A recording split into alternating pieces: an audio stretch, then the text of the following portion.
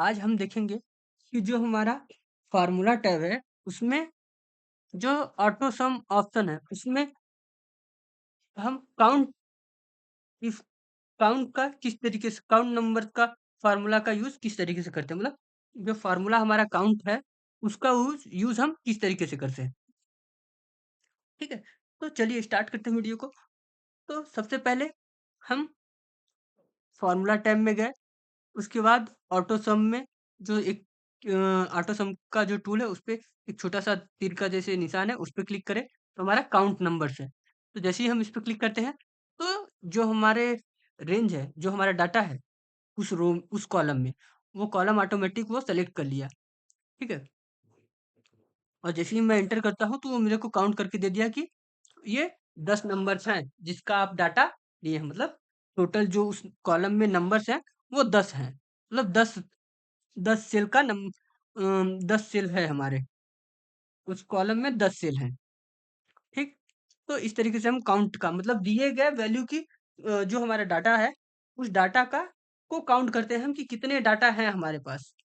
जैसे नाम हो गया अशोक, सुरेश, रमेश, तो इस तरीके से नाम है तो कितने उस कॉलम में कितने नाम है वो देखने के लिए हम काउंट का यूज करते हैं, मतलब दिए हुए कॉलम में जितने डाटा है उन डाटा को गिनने के लिए हम काउंट का यूज करते हैं।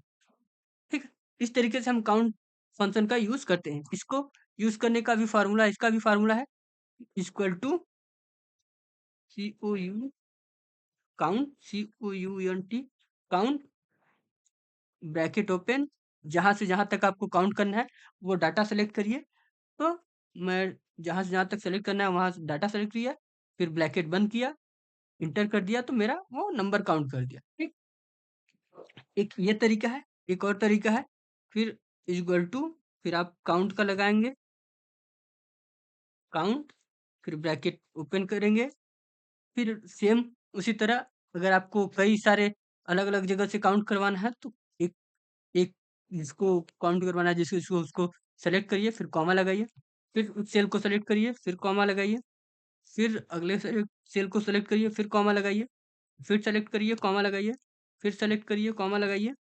इस तरीके से सेलेक्ट करिए, कॉमा लगाइए और फिर सेलेक्ट करिए, फिर ब्रैकेट बंद कर दीजिए। मेरा डाटा खत्म हो गया सिलेक्शन का। मैं इतने ही डाटा के सेल्स को काउंट करना चाहता हूँ तो लास्ट मेरा वो था, उसके बाद ब्रैकेट बंद करके इंटर करूंगा तो मेरा नंबर्स काउंट कर दिया कि सात सात सेल्स के डाटा को मैंने यहाँ पे लिया हुआ है।